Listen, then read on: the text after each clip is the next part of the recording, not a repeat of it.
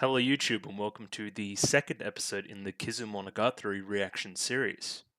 Back at it again for more Kizumonogatari this morning. I could not be more excited. Just right off the top, I wanted to thank you guys immensely for the support on the last episode. It had so many comments and likes and everything. It was brilliant. I knew you guys were looking forward to it and you paid off in spades. So here's the next one. Hope you're excited, because I certainly am. Just another thank you for 150 subscribers. Pretty cool stuff. It's grown very quickly, the channel. It's a little bit overwhelming's the wrong word, but it's nice. It's nice that people are watching the stuff. Feels good. So about the comments, there's a lot of them, which is great. It's a good problem to have. And also a lot of them are quite long.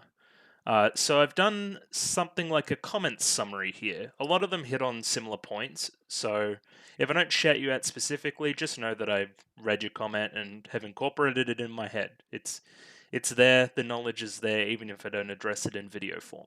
So one of the first major themes of the comments was the differences between Kizumonogatari and the rest of the series. One such point would be the lack of internal dialogue and a lot of context missing from the novels. Alice Spain Suntaus, Hot Wheels Kid, and Kramer all commented on this. An example of this specific phenomenon would be the number 157 whatever. It was a count of the number of hours he was alive before his life changed, that being Araragi when he changed into a vampire and essentially died. He became not living anymore, of another world. Matt was the commenter that pointed that out. Conversely to that, Y commented that he kind of liked the shift of the change in pace and that kind of thing. I'm probably with him. I'm more of a show don't tell type person. If you wanted to read the novels, you can go read the novels. But I guess I'm also in a privileged position because I can rely on you guys to fill me in on and any context I'm missing or that kind of stuff, which a lot of people did, and I'm thankful for that. So I guess my opinion on it overall is that it's still good filmmaking. It's good filmmaking in Bakemonogatari, it's good filmmaking in Kizumonogatari, they're just different. They're different approaches, and different is not necessarily bad. Let me know if I'm butchering this name. Yevgeny Kuzenkov? I think that's what Google Translate says. Said the recommendation of watching Kizu first that a lot of people go with would be a little bit nuts because it sets up a different expectation of what to expect from the rest of the series. I can imagine going from this kind of ominous, show don't tell type filmmaking, like with a lot of dread and that kind of thing, over to the very dialogue heavy Bakemonogatari next would, be a little bit daunting. Just doesn't set up the expectations right for the rest of the series. Where watching Kizu in this order, at least for me, sets it up as an expectation of a difference from the rest of the series, which is how I'm guessing the filmmakers intended it in the first place. The next point in the differences column would be the differences in the architecture and character design. Bin Chicken commented that it was artistic license for the movie, and there was some conjecture regarding if that was a Tatsuya Oishi direction or if that was somebody else, or there was a little bit of a conversation there which I was trying to follow. Fernando Lemus and Matt also had a discussion there in regards to Araragi's character design change and how it's meant to demonstrate the difference between the Araragi now and the Araragi later. It's not meant to be the same character. He's undergone some kind of change, which makes sense. And finally, Mad Makashima commented on the overall difference in tone and feel of the filmmaking overall. Just, yeah, ominous would be the word I would use. Horror movie-esque. Yeah.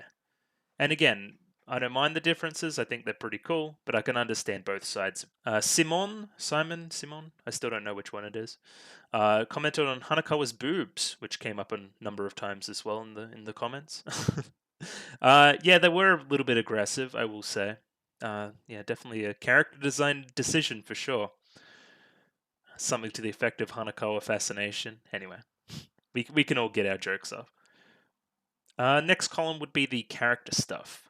Araragi's negative view of his sexuality, feels guilty regarding seeing Hanakawa in a sexual way, Araragi's self-loathing and how that leads into helping something greater than human with Kiss Shot, and his final chance to do something with his miserable life. Hot Wheels Kid commented a lot of these kind of feelings, and this also probably ties into the missing context from the novels, where this would be explained in more detail. But yeah, it makes sense for a starting point for the rest of Araragi's character for him to move past this at some point, based on the events of Bakemonogatari, he clearly still isn't completely over these feelings yet, which is cool. Gives us further room for growth as the series progresses. There was also a bit of discussion regarding the making friends makes you less than human line from Araragi. Araragi becomes a non-human due to Hanakawa, kind of in a way. Alexander Dunkelheit and Longinus, I always stuff up that name, commented this one. Curious, very rightly. I like it. Just ironic in a way. Redrick came through with the recommendation to read the production interviews. I will leave that until after I'm finished the Kizumonogatari trilogy, but I am very interested because the other major change between this and the rest of the series is the production techniques. I think somebody mentioned that it may have been some rotoscoping involved, but again, I will read said interviews in due time. I just don't want to be casually spoiled on stuff that happens further in the Kizumonogatari movies. Even if it doesn't, they may reference something that I'm not aware of at this point. I'll also have more points of reference for said production stuff if I have seen more of said thing. It makes sense to me anyway. Shinobu and Heart Under Blade can be used interchangeably due to Japanese language reasons. Benjamin Lee commented this one, as well as another couple of little explanations and bit of context and that kind of thing. I really enjoyed his comments. So that's a relief for me. I can keep calling her Shinobu if I feel like it, or I can just switch it up whenever I feel like it. Kramer says to show the subtitles. I'll try my best. I just don't want to get content ID'd as much. I'll try to show maybe the bottom line of the subtitles. I'll see what I can do. And my last point here is from Dharma Umentia. Again, I could be saying that wrong. He says that the Kizumonogatari movies were heavily delayed, and 1 and 2 kind of came out in the same year. I think 1 came in January, and this one might have been October. And they were originally theatrically released in Japan. Somebody else said something to the effect of, so they were released theatrically in Japan one by one, but then when the third one came out, they kind of did an event in the US where you could see all 3 in a row, which makes sense to me. I'm wondering how this will feel by the end, kind of as one piece. It would be kind of interesting to see, I think. So I just trialed that format. I don't know if it'll work, but we'll see. Thanks to anybody that I missed in the comments. Again, there was an overwhelming amount of support on the video, so thank you very much. Just going on to something else I like to do with the new entries in the series, whichever has like kind of a new entry on my anime list. That's kind of how I'm justifying it, and that's to have a look at the key visual. Pop it up on screen now, editing me over there somewhere. We see Heart Under Blade, or Shinobu, or whatever we want to call her, seemingly at full form, with lightning in the background and rocks, and the colors are really cool. And to me, this indicates that Heart Under Blade, or Shinobu, or again, whatever we're calling her, regains some amount of limbs in this entry. That would make sense as a storytelling device as well. Maybe gets back up to full power towards the end. It makes sense for story structure. And with this animation style and this amount of budget, I cannot wait to see what kind of fight scenes we get into in this. They're going to be really cool. The one time I've seen Shinobu kind of in full flight was the last episode in Bakemonogatari, and that was one of my favorite pieces of animation in the series thus far. So I'm excited to see her at full flight. Should be really cool. As always, just a quick little recap to get us back up to speed to where we are in the story. The film opens with Araragi looking around the abandoned cram school before walking outside and burning alive due to the sun. Again, we can infer as such, but we learn why later. There's a flashback to the first real meeting between Hanakawa and Araragi, and that involves lots of different stuff. How they know each other, what having friends means, vampires, panty shots, crashing cars, just loads of stuff. Eventually, they exchange contact information, to which Araragi goes home, feels horny, goes out at night to buy an exciting magazine, exactly what Hanakawa told him not to do, and is drawn into a subway tunnel by a trail of blood. He follows said trail until he finds Heart Under Blade, or Kiss Shot, or Shinobu, or whatever we're calling her. And she's a vampire. Oh no. She demands his blood to heal her severed limbs. Araragi initially refuses, causing somewhat of a tantrum from Heart Under Blade. But he eventually gives in. Knowing Araragi's character in the future, this kind of makes sense. Araragi wakes up 2 days later in the abandoned cram school to find a sleeping child next to him. Araragi goes looking around, and the film kind of links back to the opening scene in a way. Shinobu saves Araragi from the sun and explains the situation. She's a vampire, he saved her, and he's now her slave. Shinobu needs to gather her lost limbs to regain her full abilities, limbs that were stolen by 3 vampire hunters. Shinobu sends Araragi to confront said hunters, but he is ambushed by all 3 at once.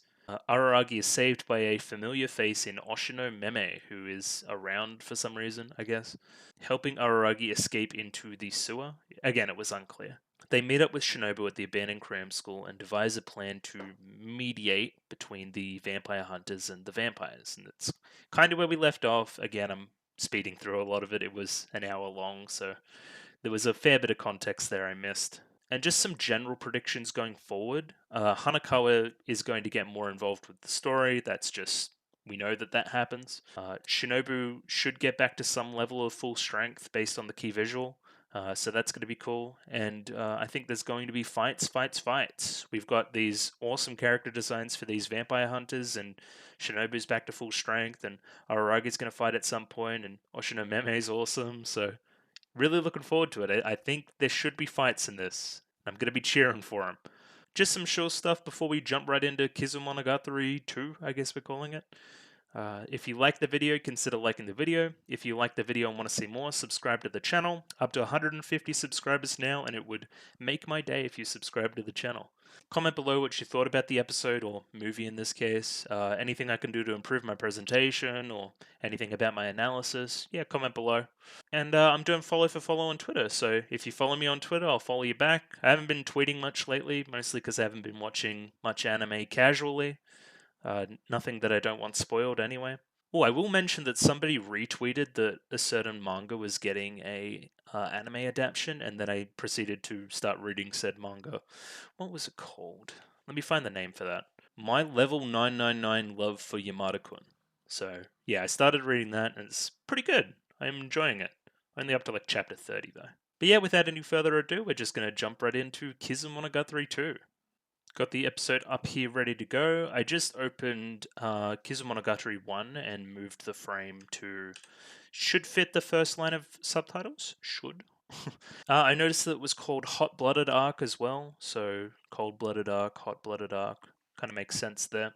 Other than that, the time code on this movie is 1 hour, 8 minutes, and 15 seconds. And yeah, I'm just going to jump in. Pretty excited. Just going to give us a 3, 2, 1. Radio. 3, 2, 1, go. Radio. Similar kind of scene to the first. That looks amazing. Alright, what are we doing? Where are we? Okay. That's Guillotine Cutter, I think his name was.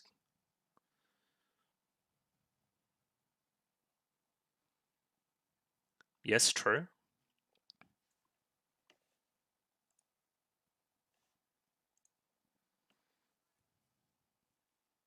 Okay, so they're gonna fight. Great. Alright, so there's a bit of stakes. I think there's a barrier around the cram school, that's why they can't find her. The rain looks incredible, by the way. Oh, this is a completely different vibe. This is like sci-fi.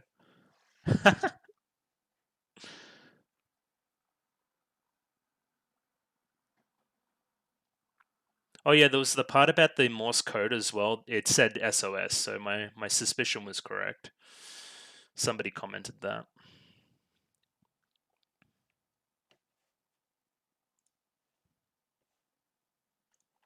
Cool. Whew. I'm excited. I don't really know what this globe thing going on is. That was like an educational video. That's what that felt like an 80s educational video. And then it kind of the circle goes into the moon. Okay. Where are we? I'm not sure the book's gonna help.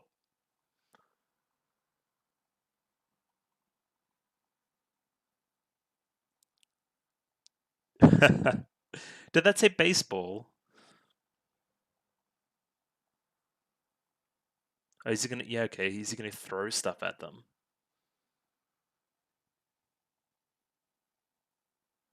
Yeah. What does that mean?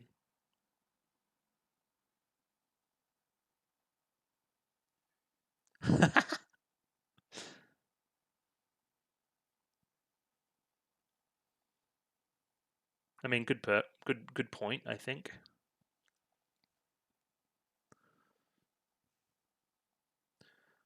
I just thought Araragi was small, honestly.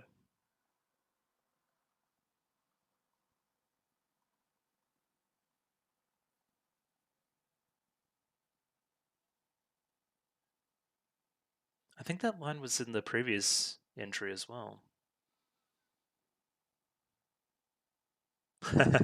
What are you reading up on, Hanakawa? Oh no, what are you reading up on, Araragi?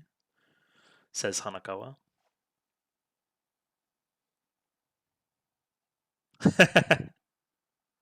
There's no wind. Yes, I remember. Great. That's a very Kaguya-sama type vibe there. You're not selling it, Araragi.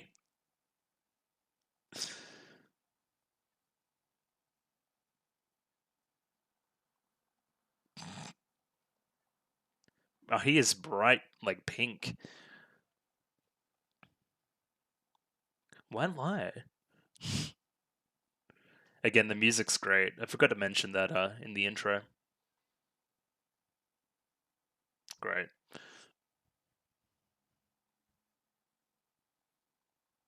Oh yeah, I'm using the commie subs again. I don't know if I mentioned that.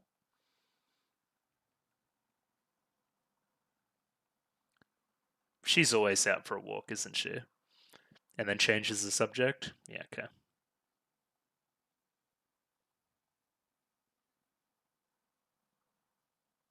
No, that was last episode.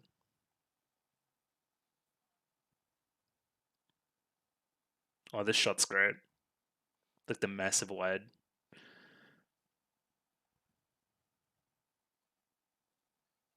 Well, that was great running too.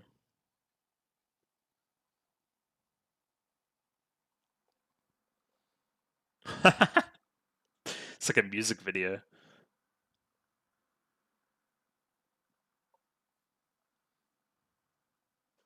Yeah, and she's way more bubbly right now. You know what I mean? No Senju Gahara to ruin everything, huh? Okay, what did you learn about math?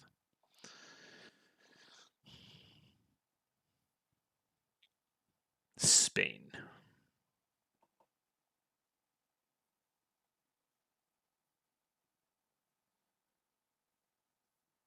That's a bad lie, because now you need to speak Spanish.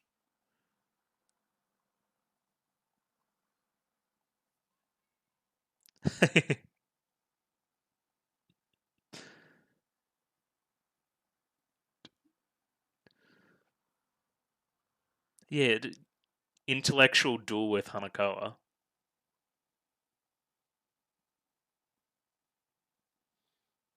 Yes, you do.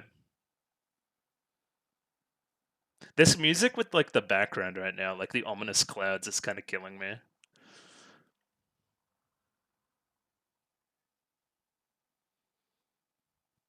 You're acting sus.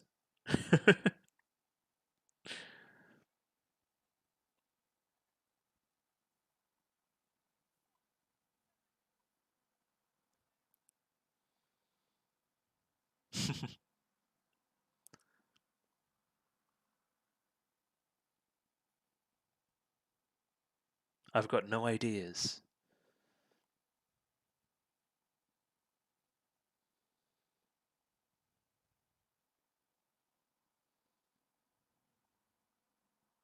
Here we go. The tone's changed a little bit. Bit of a little more serious combo. I don't know if Hanakawa should head home.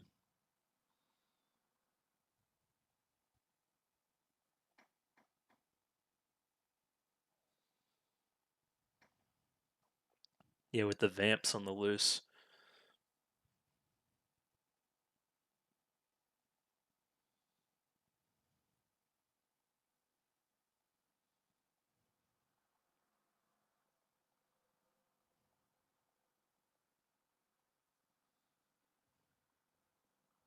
Hmm.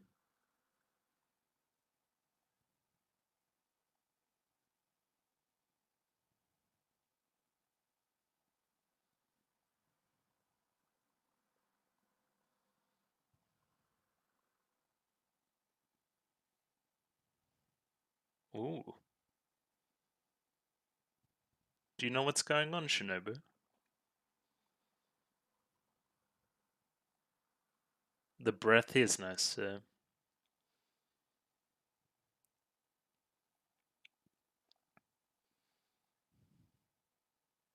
Oh, he's gonna break here.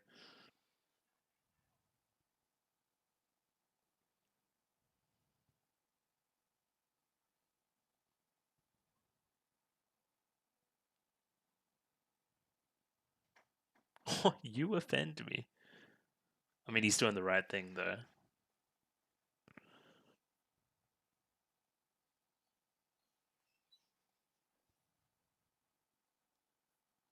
Hmm.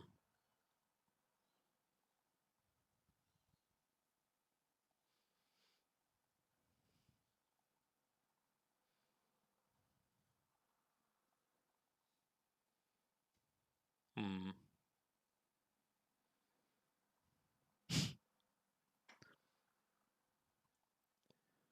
Hmm.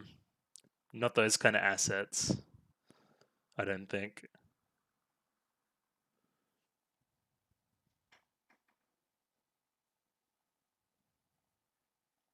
Kind of the building separating them there as well.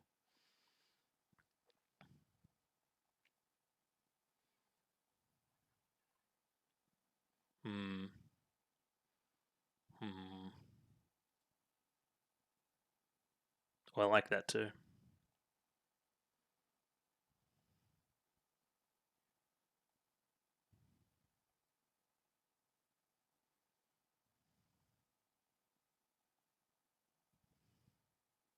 Hmm. You can delete it? Oh, no way. It's like it deleted like that memory of that previous scene.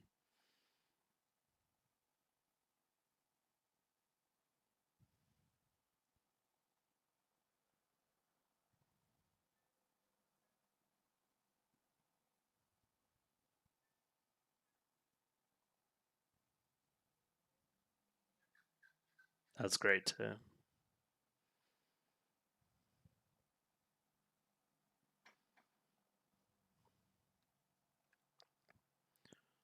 I mean, I know what he's doing, but again, this feels like an end of this movie technique. Oh, that was awesome. What the hell? That was so good. I want to go back and see that again. Yeah, exactly. I don't feel, he doesn't feel good about it.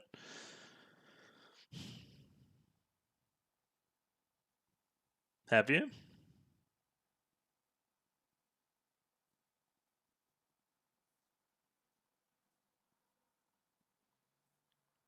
I need to find Kishot's right leg.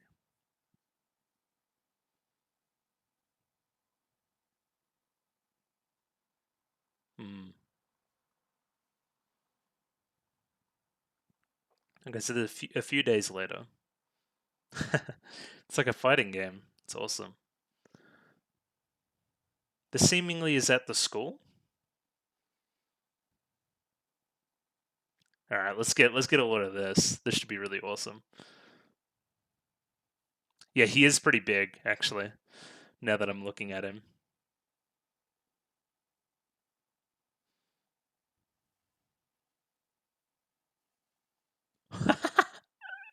he got ya.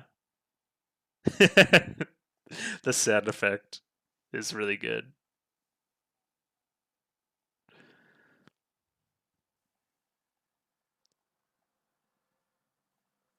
Imagine kicking someone's arm so hard that it flies off.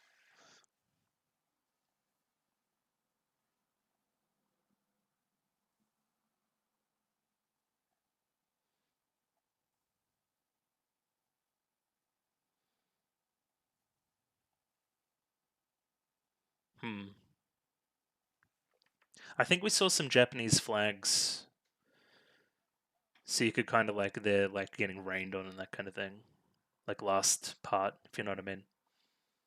I don't know. There's something there. I'll talk about it later. Oh, the desks, very CG.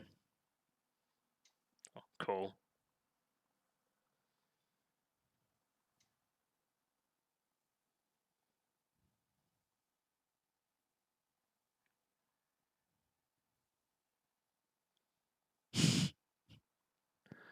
Hmm.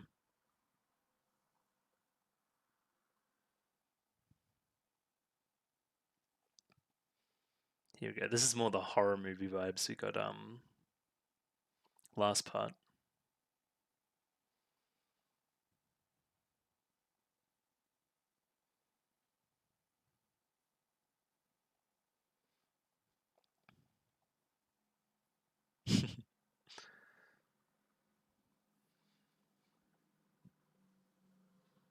Excuse me.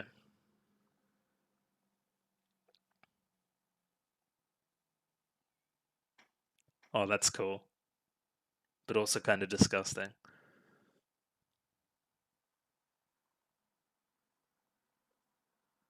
Oh, the baby like laugh. I got a new arm.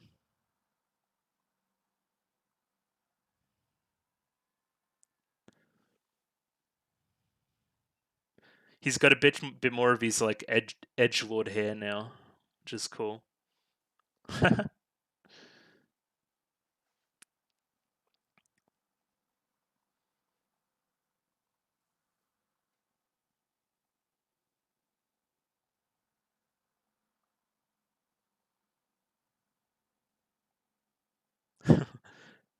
He's like Slav squatting.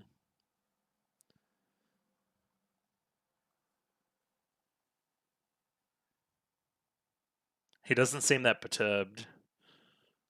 I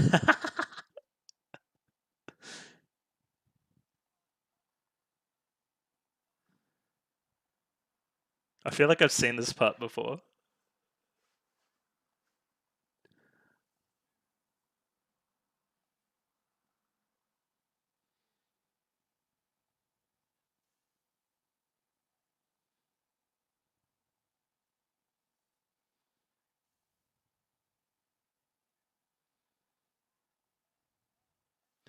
It's natural for me to always think when I see a scene like this, somebody else to hop out and like help him, right? But like, who would even do that?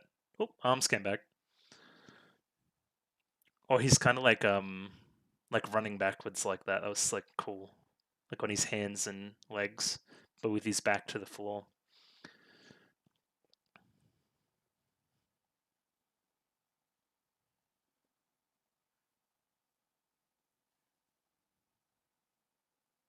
Okay,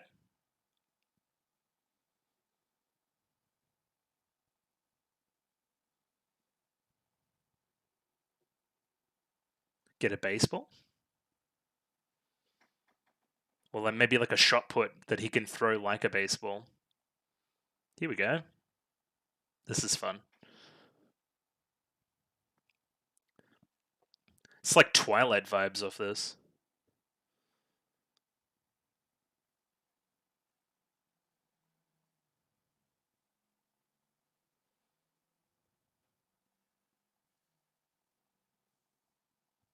I mean, that would hurt, yes. It's like they throw a tomato at him.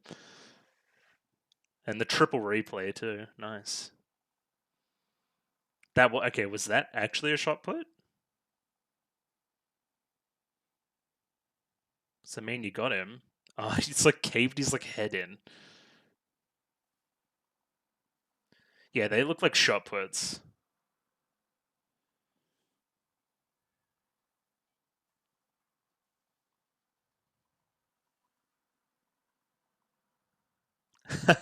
The crowd.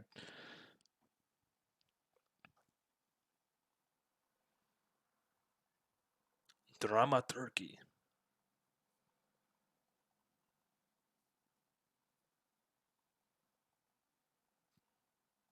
Yeah? Or his arms shaking.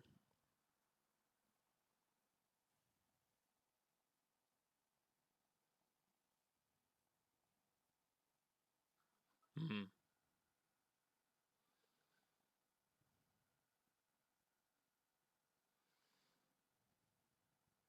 Yes, I am. Or the rain's kind of clearing.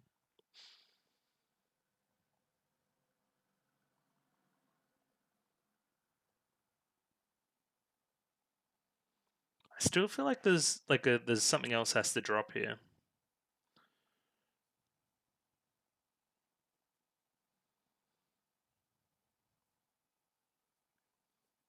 Hmm. Very animalistic. Supplication.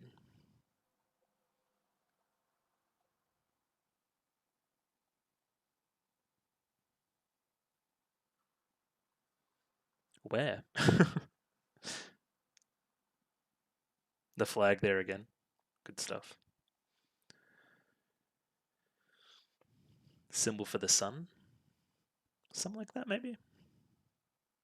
Oh, Hanakawa. Oh, is that like the Hanakawa shot we saw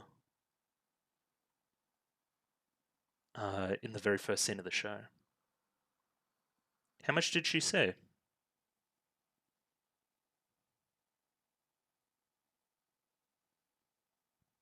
Yeah, that one.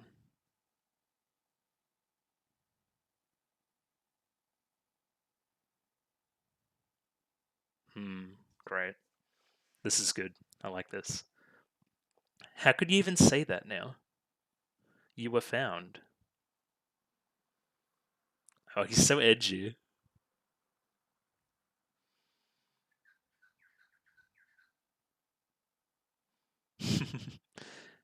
I think she sees through it a little bit.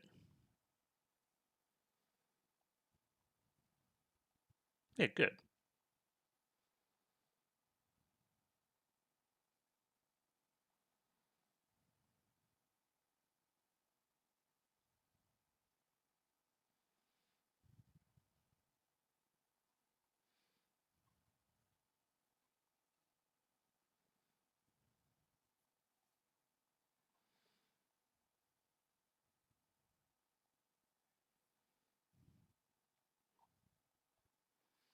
You can't pull this off twice, man. Yeah. Hmm.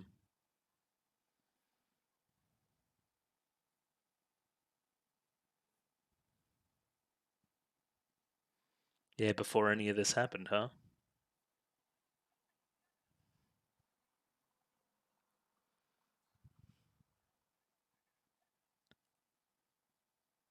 Bud? Okay, I wonder what is that the was that the actual there you go.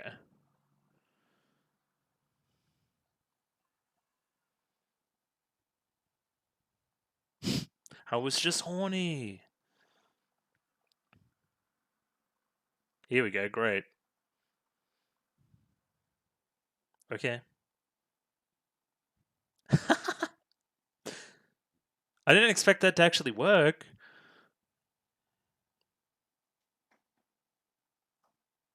It's like 2001. All the planets are aligning. Or it's like an eclipse. Same div.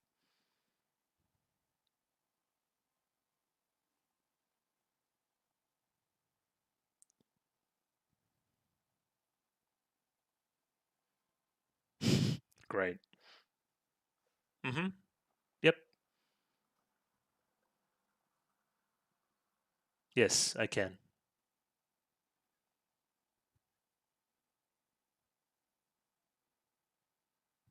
Teleports in front of you.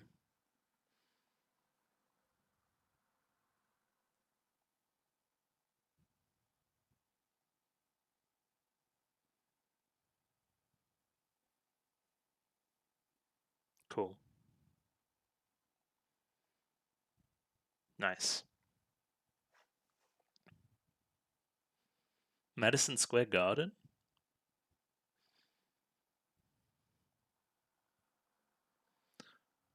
Oh, is the leg in there? Okay.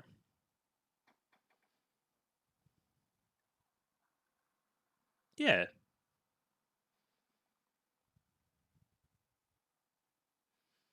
Give it back. I'm too short. I can't reach it.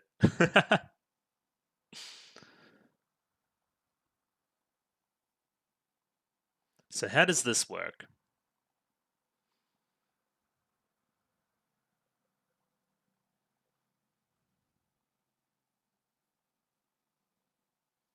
Yeah. Great.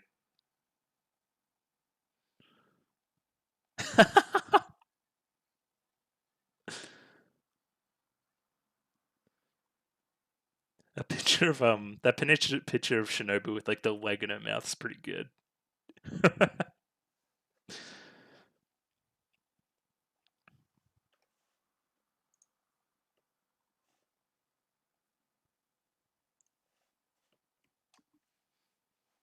Yes, it did. Good question. Let us find out.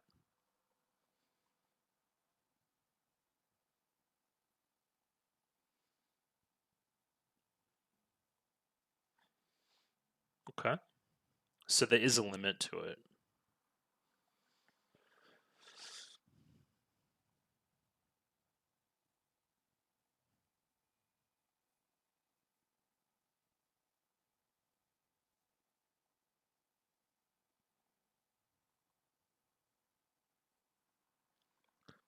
I think the answer is just that she's different to you.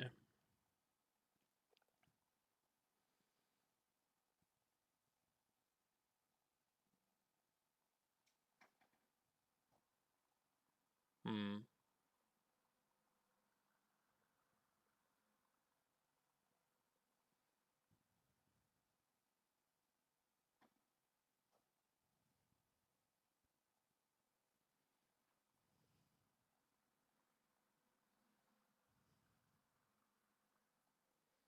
Interesting.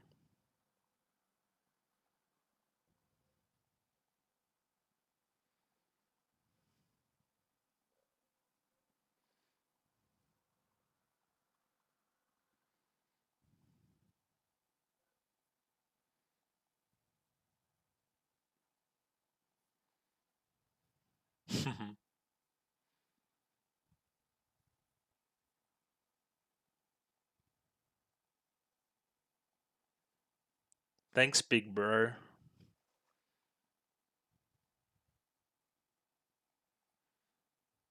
Mm-hmm.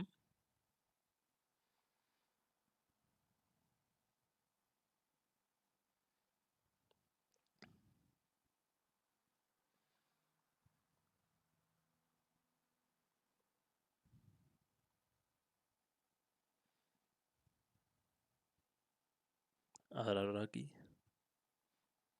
Great. Well, obviously not.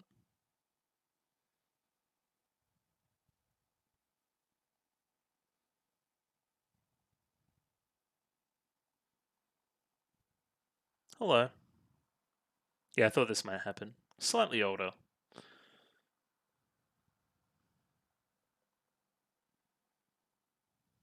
Still not old enough, though, to be doing this. So please don't. Yep. Awesome.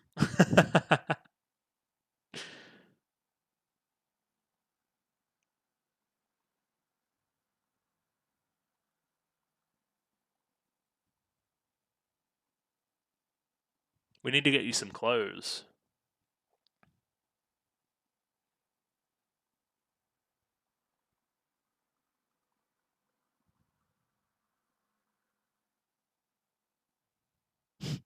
In her rebellious phase.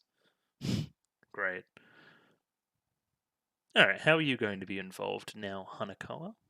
We will see. Was that her bag? That they put the leg in?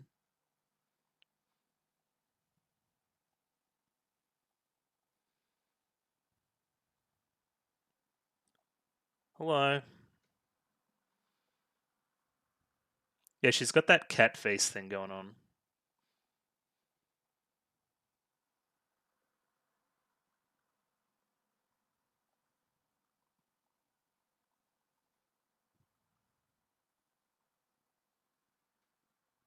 What do you mean? Okay. Yeah, by proxy. Yeah, something to the akin of knowledge of oddities makes them appear more often. Yeah. Well, based on evidence so far, it seems like it is.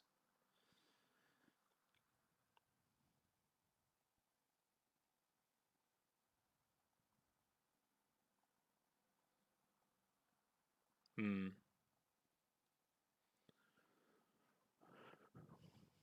Good point.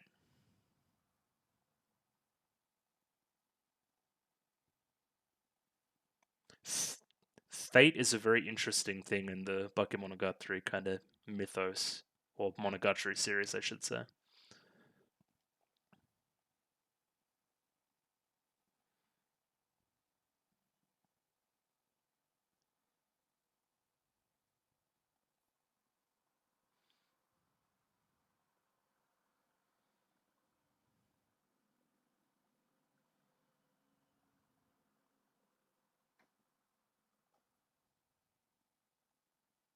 Hmm.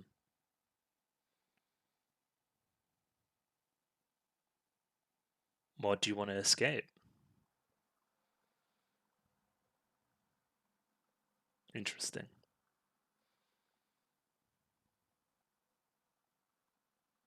I was gonna note if it came back that there was a scene in Bakemonogatari where Hanakawa was kind of associated with like a traffic crossing as well. So there's something there, I think.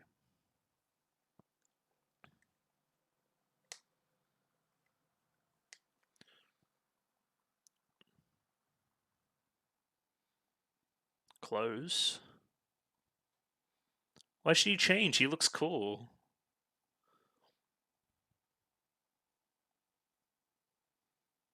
You can change right here in front of me.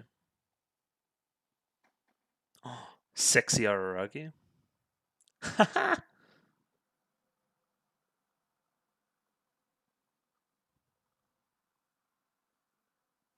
So take your pick. You just have to take off your pants.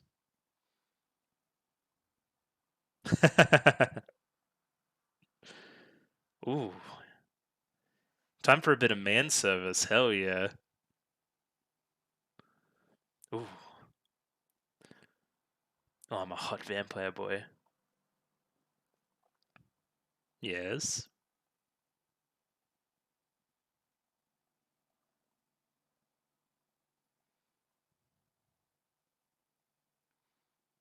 Yes.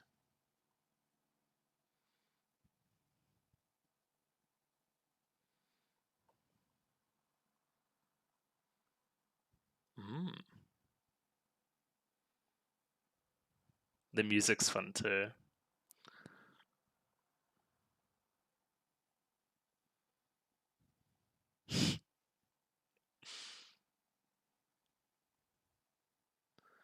Great.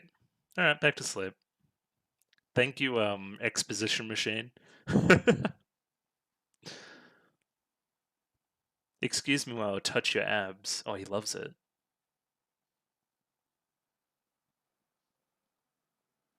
Ooh, dynamic.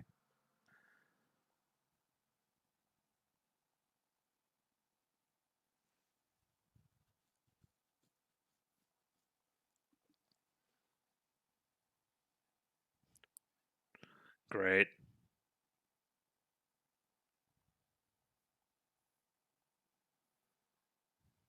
Of course. Mm.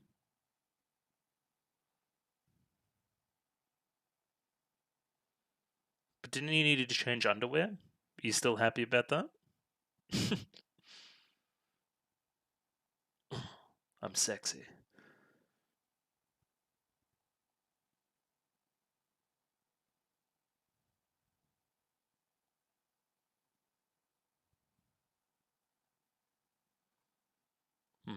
Awkward.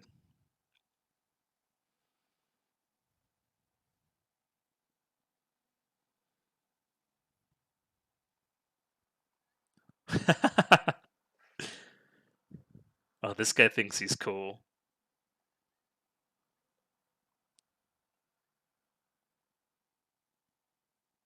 That was great too. Like the slow down animation on the walk. Anything?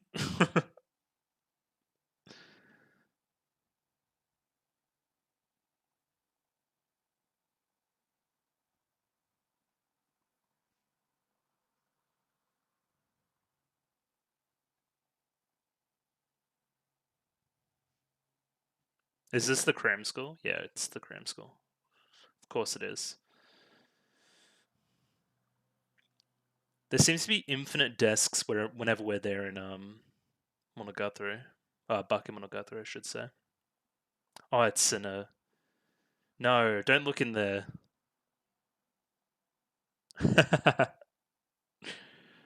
That picture book, huh?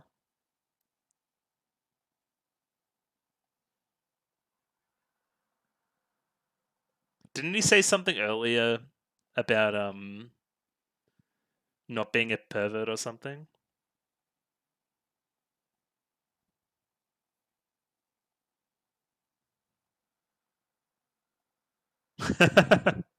You're too smart for your own good.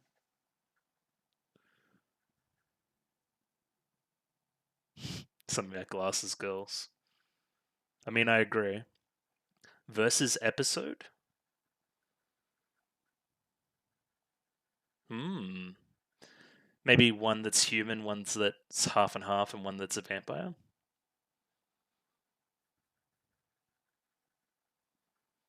Kishoto. Oh, okay. Thanks for your help.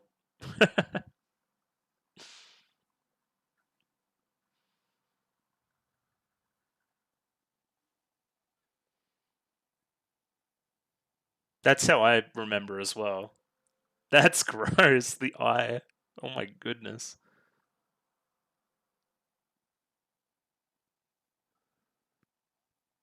Hmm. But also hates part of himself, maybe? This guy seems the most intriguing out of the three to me. So,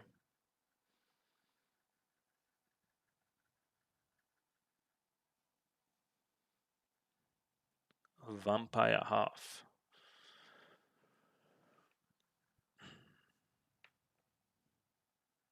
Hmm.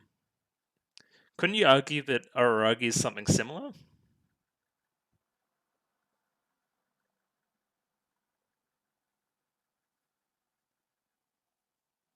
Dramaturgy.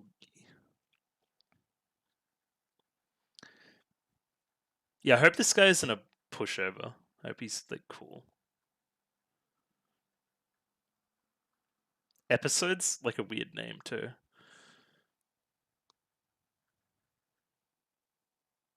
They say the animation's really good because it is.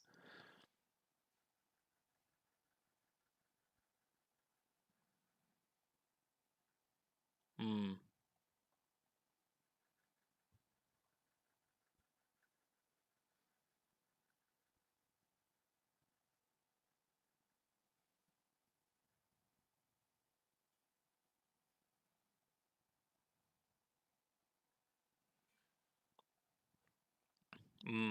But if you don't have the upper hand, maybe you'll pick on Hanakawa?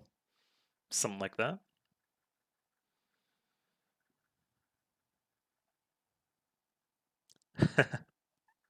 Hell yeah.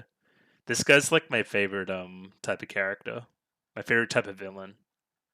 Just like a shithead.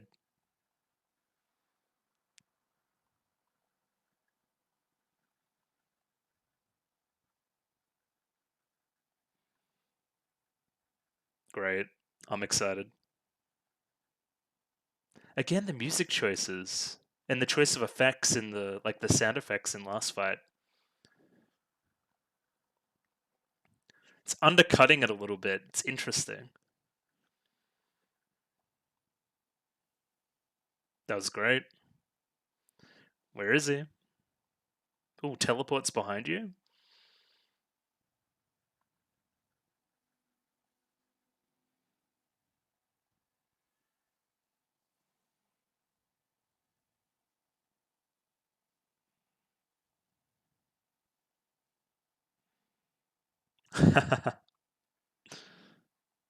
Gotcha. I just threw like my crucifix like 100 meters or something. And then he teleports back to it, maybe?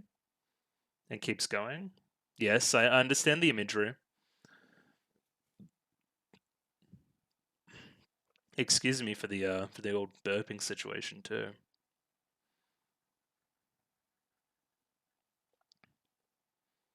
This guy seems pretty strong, I must say.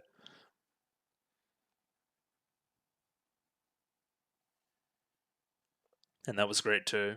Again with the twist.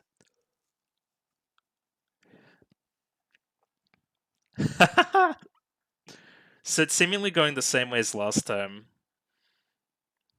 where he, I guess, initially underestimates his opponent and starts running.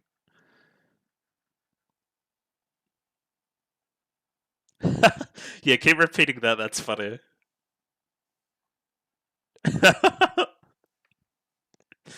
Great. How do you even beat this guy?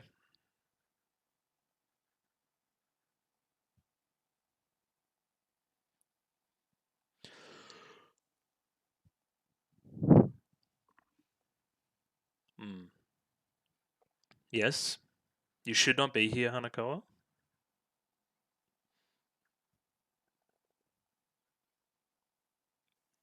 He's missed.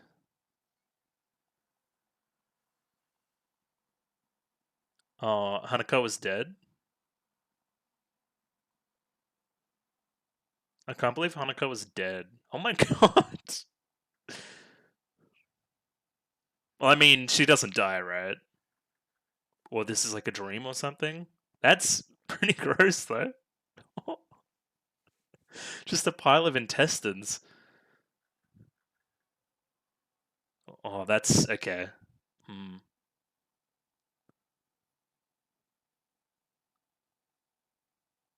Hmm.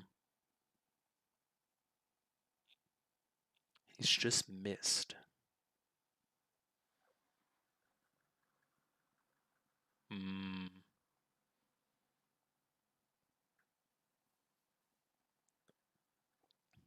Alright, you've stuffed up. He's got a bit of masculine rage on now.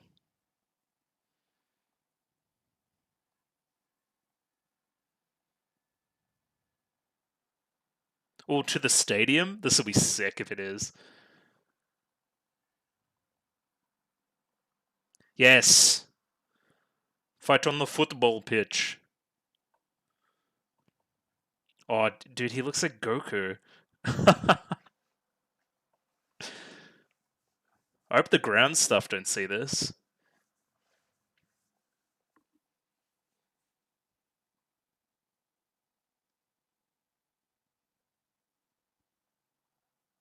Hmm.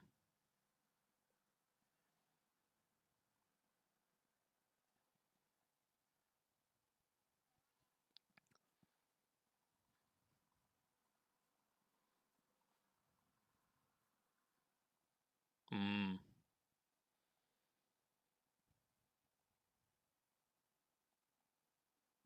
Exactly what I was about to say, Oshino.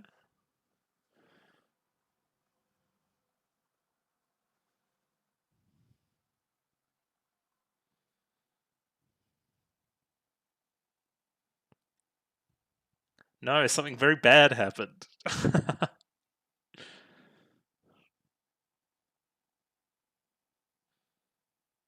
Yeah, he's more than that. You've still got your hands pretty tightly around his neck. Again with the whole helicopter technique.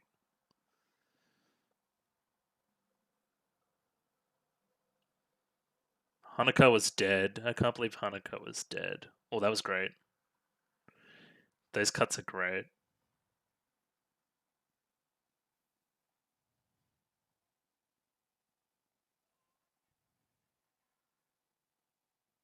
Hmm.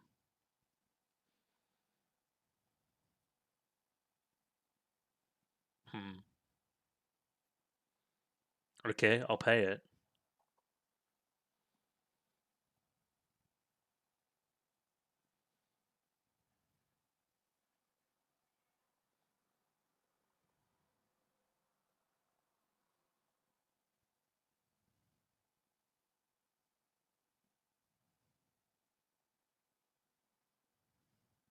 You're bad at negotiating, but I understand the sentiment.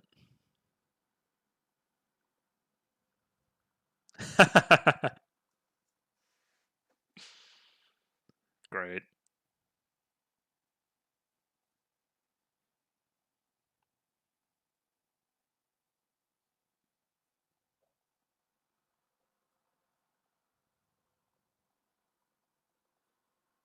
Yeah.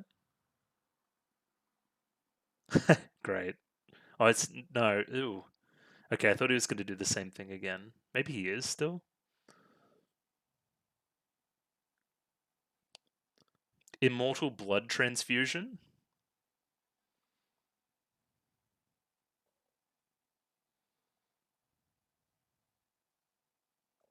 Literally out of his heart?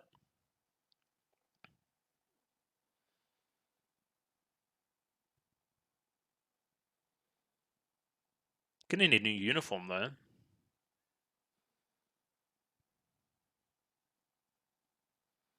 What do you mean Hanako wasn't dead for real? Good old prequels. Don't act like you don't like it.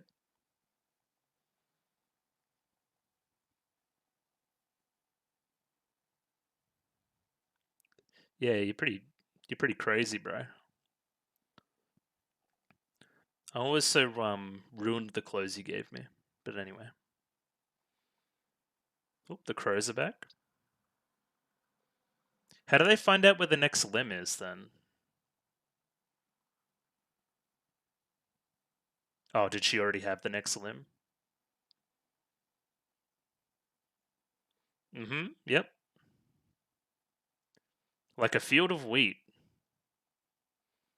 Okay, I'm pretty confident in saying that she's legal now. So, sure. Hello. Where'd you get the costume from? It's sick. They must have had such fun doing different character designs. Like each time. Yes, hello. Nice little curtsy.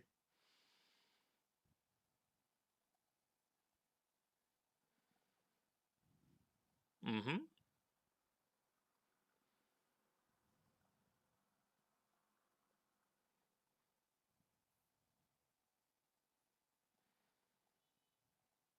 Yeah, considering there's only one of them. Oh, okay. That's convenient. Good point.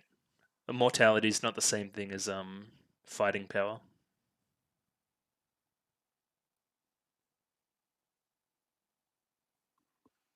Okay, so maybe I've got this wrong. Who is?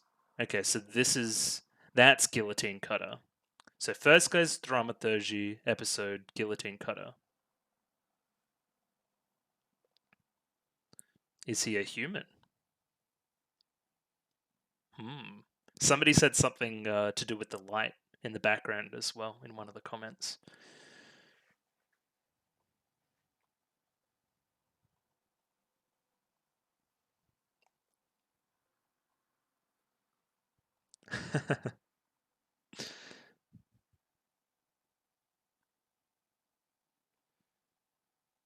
He has the power of God on his side.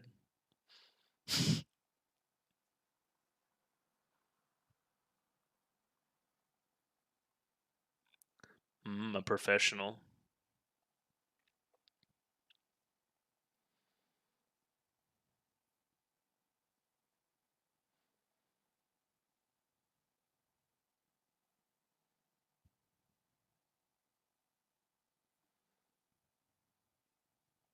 Mm.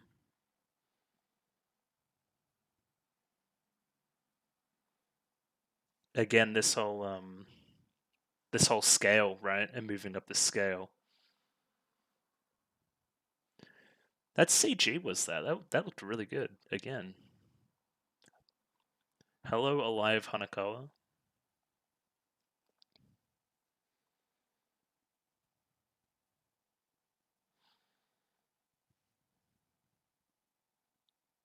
Stop. Oh, that's great. Like the dialogue over like a different. Interesting. Yes, sure. What else? Just tomato? It's a bit lame. It's just like real sandwiches.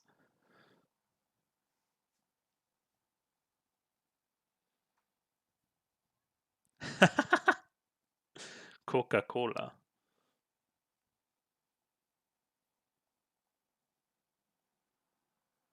Oh yeah, question. Um, is the sun technically not out at the moment, I guess? Hmm. What is this like Coke ad?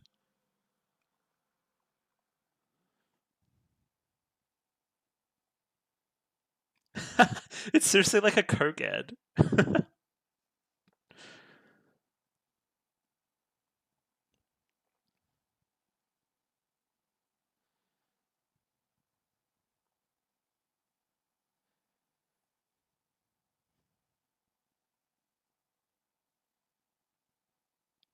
Hmm.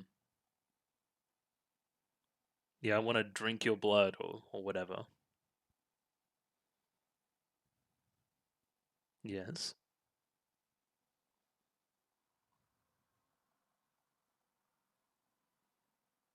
You've done this a number of times now. What's the reason this time?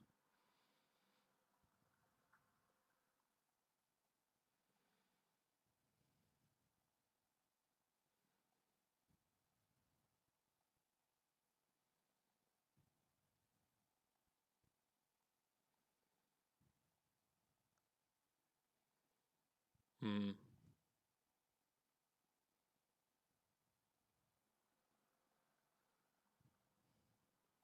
Well, at least it's a little more level-headed.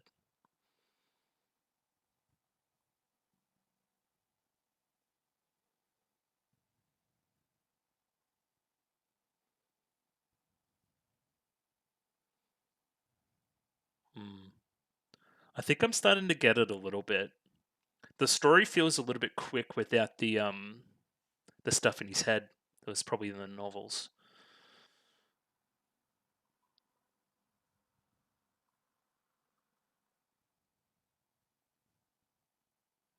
Hmm.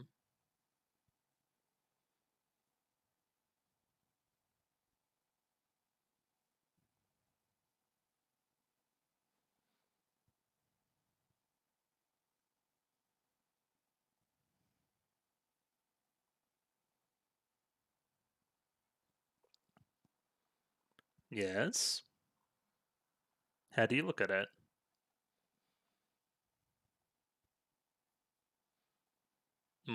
I don't think you ruined anything.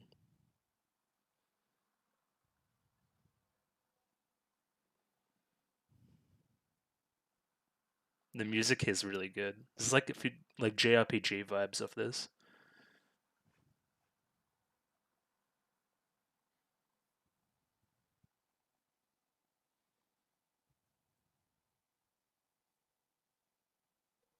Hmm.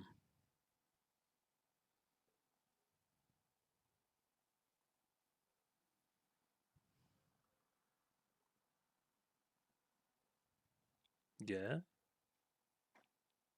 Speak on that.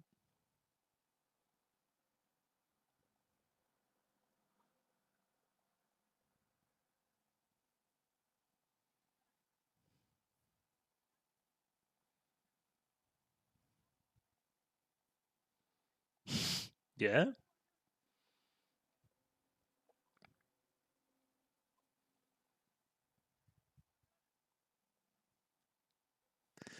Like a again self-critical story in a way.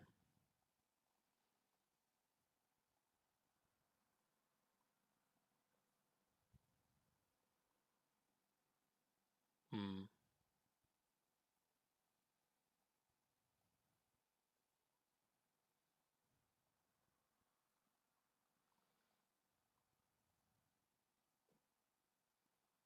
Yeah, she's getting something out of it as well.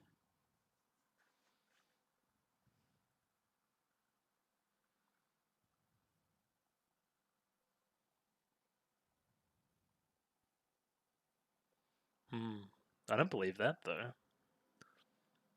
I think you're doing that for the first time in a while right now, but don't touch any cats, though.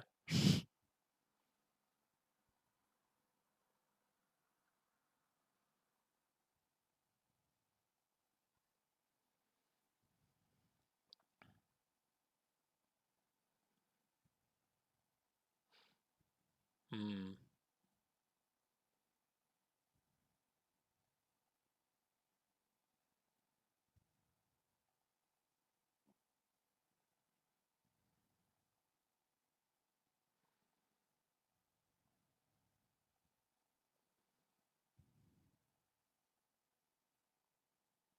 Yeah.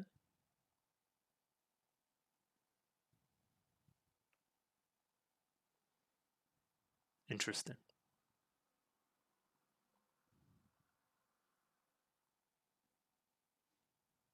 Of course.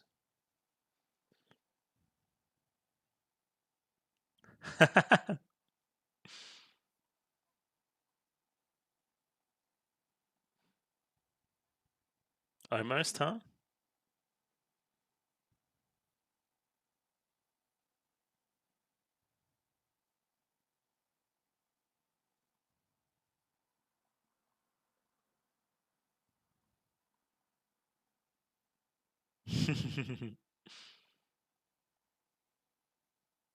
that that track in particular is beautiful. Oh, panties again. I'm getting kind of desensitized, honestly. I was just gonna straight up give you the pair. I wanted his mouth to keep going there. That would have been funny. There you go, champ. Get that one up, yeah. Something to remember me by.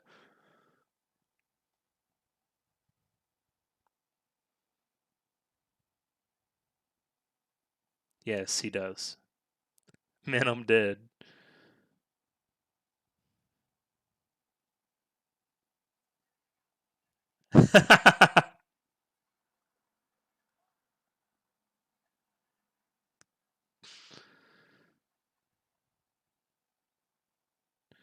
Great. Mine now. I thought he was gonna eat them.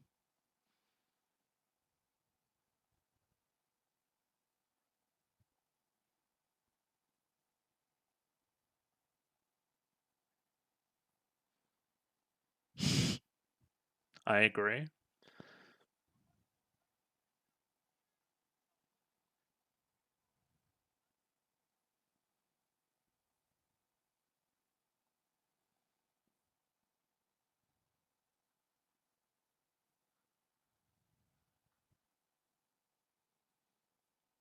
Mm.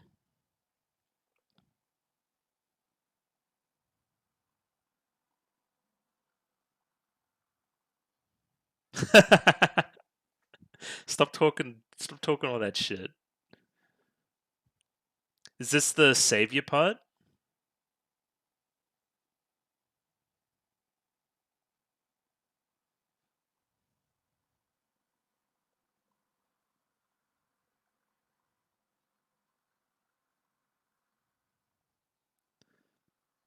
Security.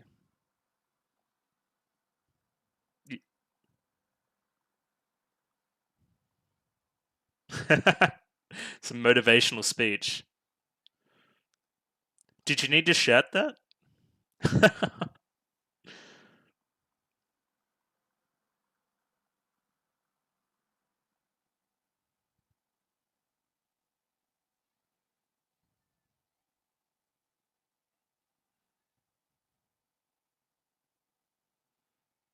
Hmm.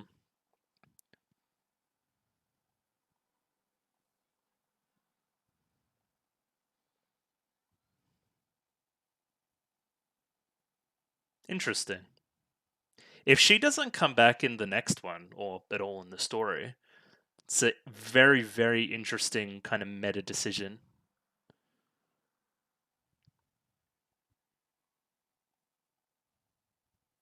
How so? I've never seen Oshinomeme out of breath. What happened? Who is her? Hanakawa?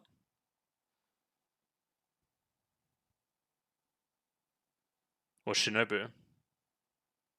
Hanakawa. Oh no.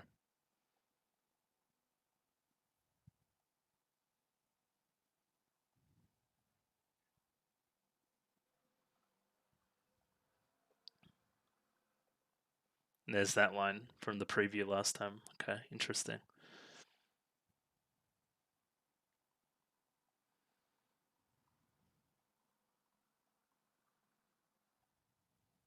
Is this the same afternoon? Because like the wind's up, she should really be more like worried about the whole skirt situation. Well, she's using her. He's using her to get to you.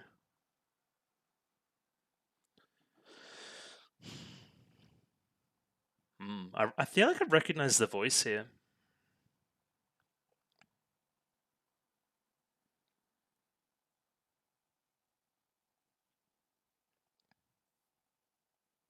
Hmm.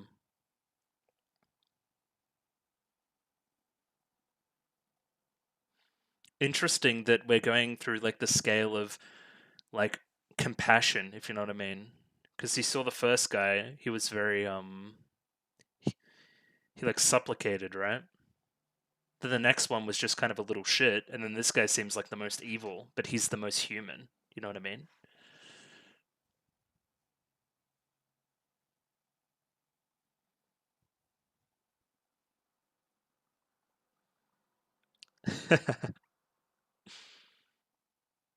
Maita?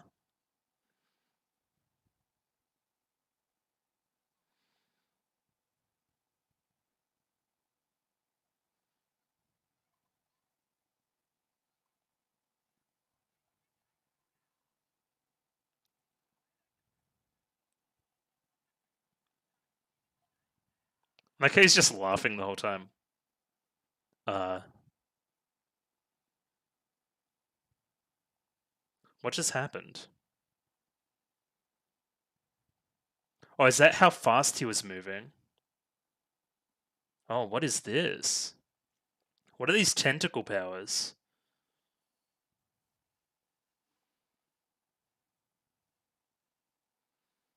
Yo, Araragi's nuts?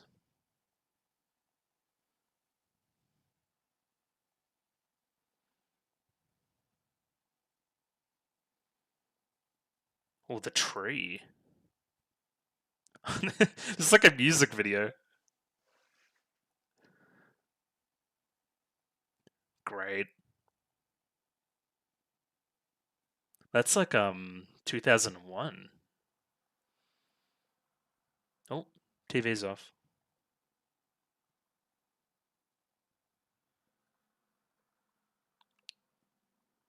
Hmm.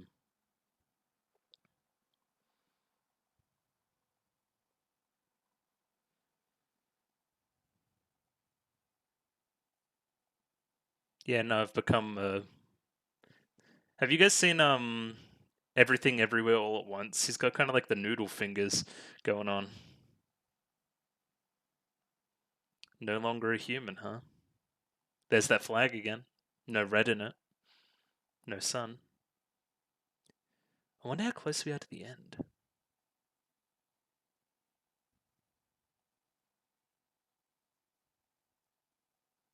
Hmm. Yeah? What else though?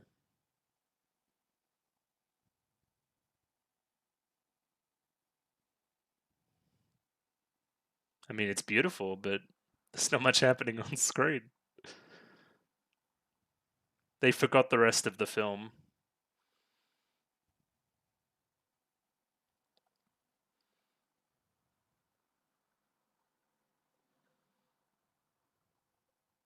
Yeah, there we go. Okay. I felt like that was coming. How long's my credits? 6 minutes. No time to talk. Again, much like the first part, obviously a part of a larger narrative doesn't really lead to the conclusion of this part. I thought the scene in kind of oh French, yeah, the scene in kind of like the wheat field was very good.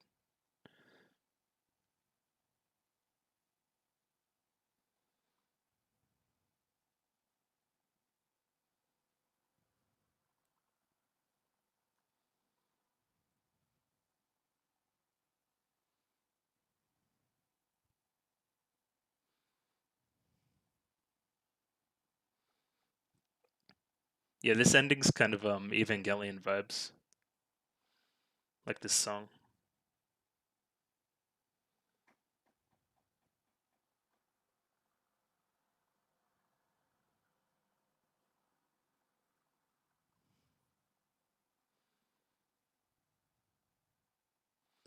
I have one question, and maybe it gets answered, so don't answer it if it gets answered anyway. Uh, how does Araragi not know that Hanakawa likes him, like in Bakemonogatari? Because he seems kind of flabbergasted at that. Could he just maybe not imagine it happening because of his level of self-loathing or that kind of thing? Because she's very obviously into him at the moment, anyway.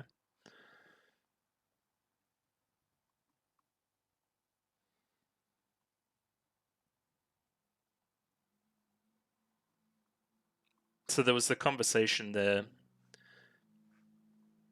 about what is it? I don't want to be human again if it means losing you. Then he has to give up his humanity to save her.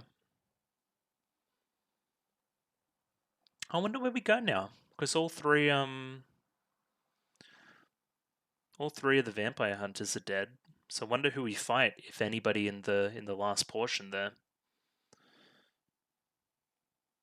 We didn't see Shinobu in full flight yet. Again, I like the character design differences between the different forms there.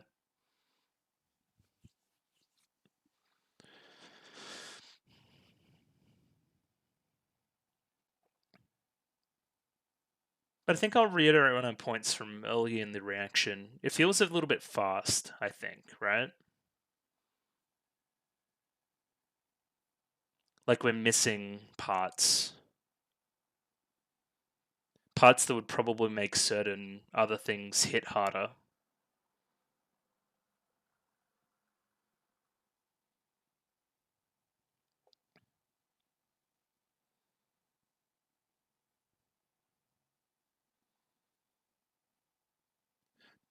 I guess that's where the energy of it being a prequel comes from, I guess.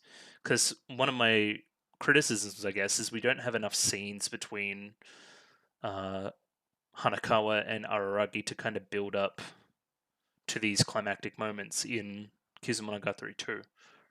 But I guess that's where we work on the context that we've got from Bakemonogatari between from their relationship, you know. So I buy that they like each other, right? Not that they like each other, but I buy that they associate with each other. That he would be doing these things for Hanakawa, but not in his position in the story right now. If that makes any sense to me, that they've only had a few conversations since meeting like a week ago. But I still feel it because I'm watching it in a prequel format. So there might be a little disconnect there, but I don't know. I mean, don't get me wrong, the scenes are really good, but I think they could hit harder.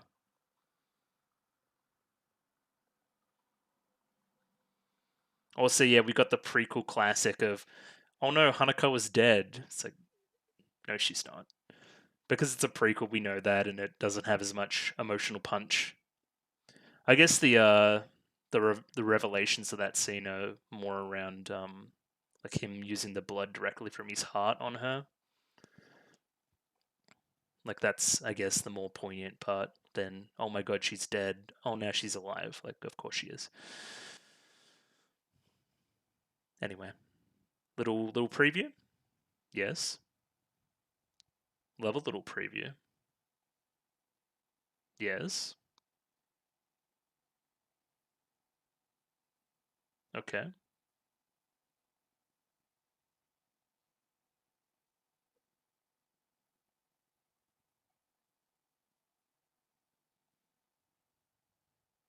Yeah.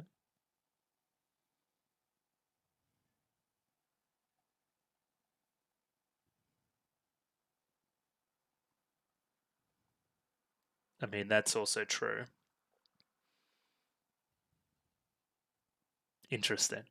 So that's where we're going. Ayo. I can't read dates very well, but I'm imagining that's June 2017. That was a weird format. And I think we're done. Yeah.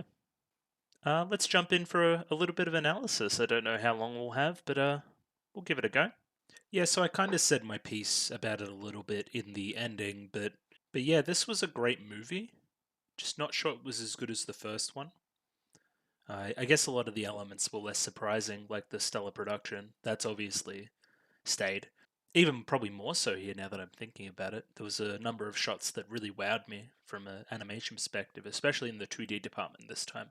But I guess I just didn't feel it came together as well as the first part of the story. Again, this is probably the one that suffers the most from being a middle chapter. I think it'll be interesting to see how I feel about it once we get the conclusion to the overall story. As I said before, uh, there's something missing here, I think. Just feels a little bit fast, and I don't know why. Probably the missing dialogue that was mentioned in the comments for the last episode. I think that would go a long way to making the story feel a little more full and punchy. Again, we don't have the conclusion yet. That still could be coming, but I don't know. Anyway, I'll pop him up on screen now. And yeah, we're just going to go through and pause when I want to pause and talk about what I liked and what I didn't like and do all that kind of jazz. Similar to the start of the first Kizumonogatari movie, this is a little teaser for something that'll come a little bit later in the story. Not too much later, not as much as Kizumonogatari, but still.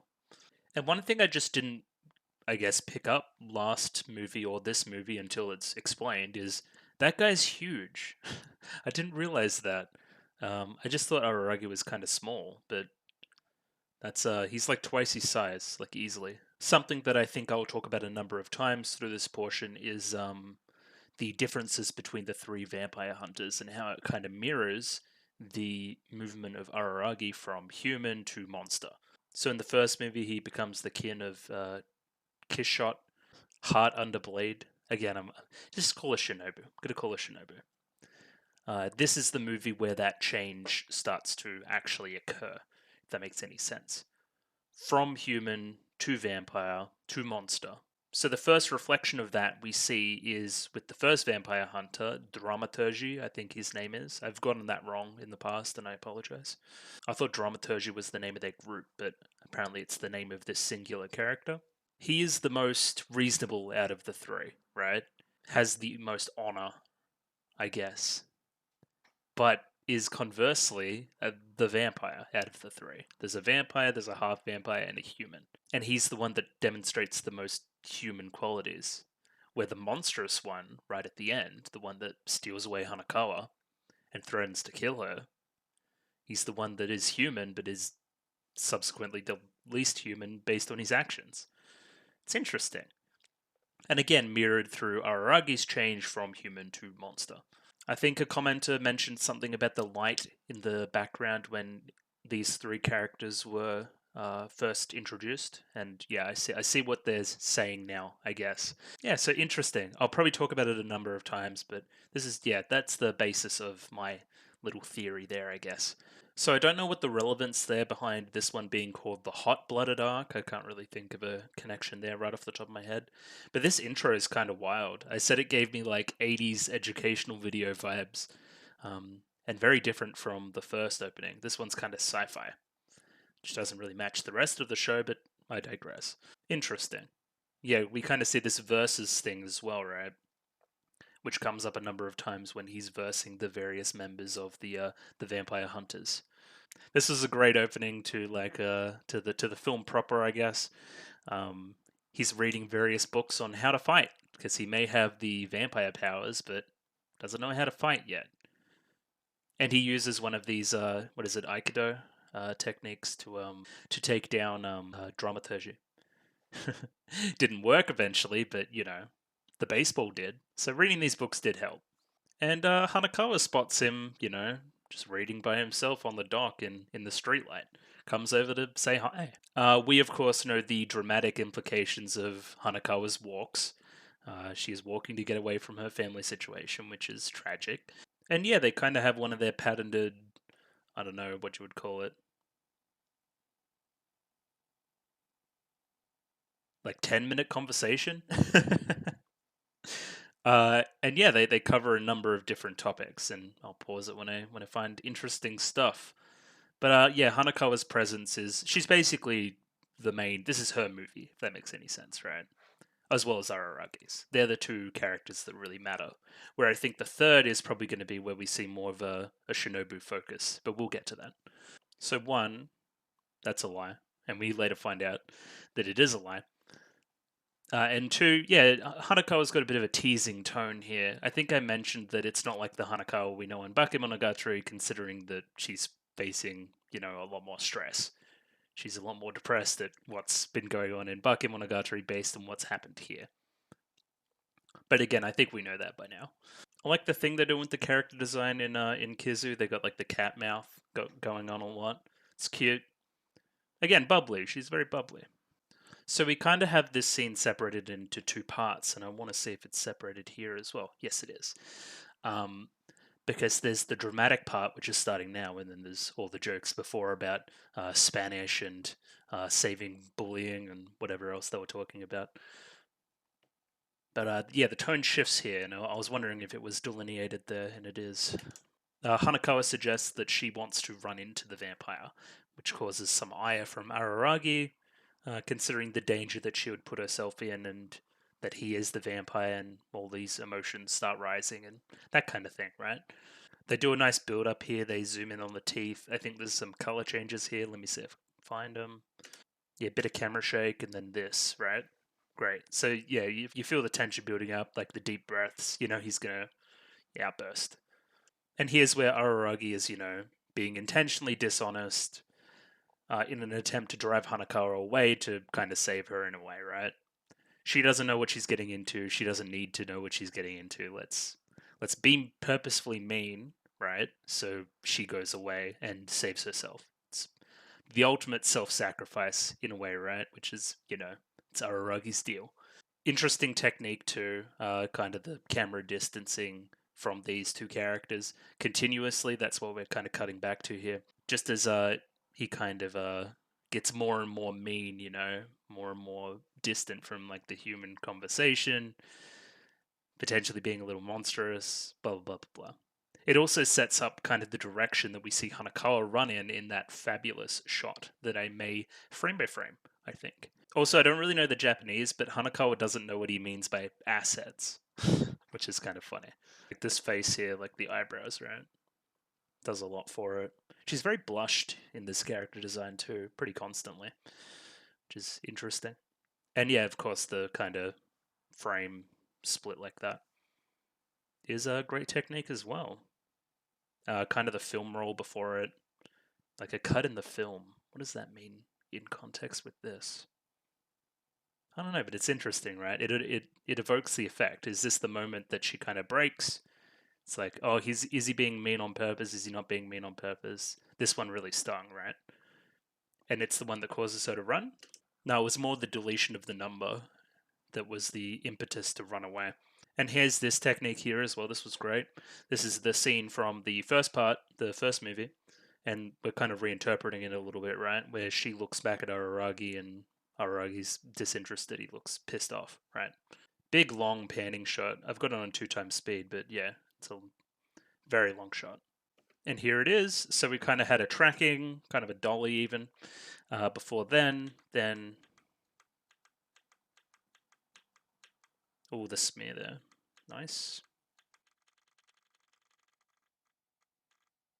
Yeah, that's fantastic.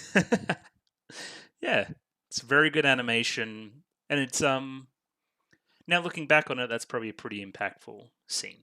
So good, good use of animation. And here Araragi says one less weakness to deal with, right? Another shred of his humanity gone, right? As we later learn, it's interesting, right? Because in the very end, he cares that much about Hanakawa that he sacrifices his own humanity. Where here he's trying to cut her off, so it's one less weakness, one less friend, right? And then he runs off to fight dramaturgy. So we're gonna have a little look at that. So March 31st versus Dramaturgy. Again, I don't have much to say about the sequence itself. We got a little bit of the horror movie stuff going on. Again, this is another change throughout the movie, right? He's deathly scared of the first encounter where he's running and hiding. He doesn't know what's happening to his body. His arm gets tossed and chucked everywhere, and he's, again, less competent, right? In the next one, right? He's kind of a little bit scared and running away and that kind of thing until Hanakawa dies, and then he kind of flicks his switch, right? And becomes way more aggressive and competent and all these kind of things, way more monstrous. He was going to kill episode before Meme stepped in and stopped him. And then the very last scene where he uses his weird tentacle powers to absolutely destroy what was that last guy's name? Guillotine Cutter. So yeah, there's kind of the progression there as he gets more powerful, as he gets less human, all these kind of things, right? One thing I'll note that's interesting, and it happens in both fights, well, the first two fights anyway, there's always something undercutting it a little bit, right? So in the fight with episode, there was kind of this music that was very happy playing, and it kind of cut a lot of the drama out of that fight in a way. In this fight, we have the sound effects, right? So there's the comedic sound effect of his arm flying here when it gets kicked off by dramaturgy here. And then there's also like the baby noises when his like little hand is poking out as well. Just an interesting technique that they're undercutting such dramatic moments like this with something else. Yeah, it's cool. It's different for sure. I particularly liked this part here. It's on 2x speed, so it potentially doesn't look as good as it would otherwise, but he's kind of running like his arms going like that. Like his arms grow back like mid fight and he needs to adapt to it. Yeah, it's cool. It gives the fight a nice dynamic feel. Like he's ever changing as the fight goes on. This might be more a coincidence than anything else, but this fight takes place on a football field, or rugby field, I guess I should say. And then the next fight takes place in like a stadium. I don't know where the third one took place. It looked like it was just kind of some random location. But kind of the sports field connection there. I don't really know what to make of it, but yeah, it was something I noticed. So he's throwing these baseballs, right? Is he throwing them? Are they all baseballs? Yeah, okay. I think the first few he throws are baseballs to kind of get his eye in, and then he throws like shot puts or something a bit more heavier, and that's why it does the damage. Because that baseball there just bounced off his arm, and eventually the shot put like caves in his head, like his eye socket a little bit. So, but yeah, this is just demonstration of him, using the techniques from the books he was given and adapting them into his fighting style. Just good setup payoff stuff. It's a pretty unique premise for a fight, like using these, non-fighting skills to defeat this vampire. It's pretty cool. And yeah, here we see Dramaturgy supplicates himself to Araragi. He is the superior vampire. He kind of alphaed him, and now he's like the king, right? He's never going to harm him ever again. So you could consider this a little bit monstrous, right? But it's actually, a nice bit of mercy. Doesn't need to involve people dying. I don't know. It's this. As soon as they brought up this dichotomy, this difference between humans and oddities and monsters and all this kind of thing, right? You keep noticing how they're trying to say different things about it. It's very cool. I like it. There's many different ways you can take it, much like a lot of my interpretations of Bakemonogatari. There's meaning, meaning, meaning, meaning. Kind of take it any way you want. Monogatari is also particularly good at this. They're kind of a pathetic fallacy that they've got going on. This in combination with the flag that they keep panning back to. So this flag here, we won the fight, nice calm day. There was a shot of the flags earlier, where it was raining and they were blustery, and that was in the middle of the last fight. And there was a shot of the flags earlier in the first Kizumonogatari movie, in the first scene, where it was blustery, again, ill omens for the future, if that makes any sense. All in combination with using the weather kind of to depict the mood of the scene. It's pretty nice stuff.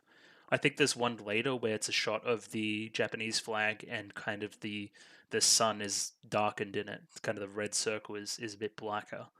And again, you could take that as a, losing humanity type metaphor as well if you really wanted to. And of course, Harakawa was watching on. She saw the entire scene play out. We specifically see a particular shot, I'll bring it up. This one here, which I think is an interpretation of the one in Bakemonogatari, which is obviously taking from the same source material, of course. So yeah, it's like the shot in the opening of Bakemonogatari that they use. Looking back at it, I could probably watch that starting movie for Bakemonogatari and get a bunch of spoilers regarding Kizu, but it is what it is. So Hanakawa kind of sees what happened, sees the fight, and kind of puts two and two together, right? He was actually telling me these things because he was the vampire and he wanted me to go away, right? He wanted me to be safe. And I think she interprets it the right way, where she sees through him a little bit. Bit of emotional intelligence there from the characters. I like it. Like she says, you don't normally say things like that. Like, why would I stop believing you now? Araragi tries to double down and makes a peculiar request. If you show me your panties again, perhaps I'll reconsider. And then, yeah, we go into the whole panty shot thing again. I like how, I think like the planets align here or something.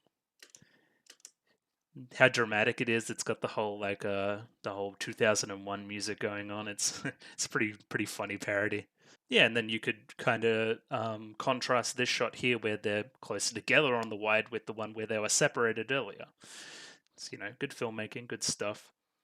And yeah, Hanakawa seems to have seen through his facade and broken it down a little bit, and now she's going to be involved. Would you become my friend? There we go. Nice. Again, you link that with the line before about friends making you less human and all this kind of thing.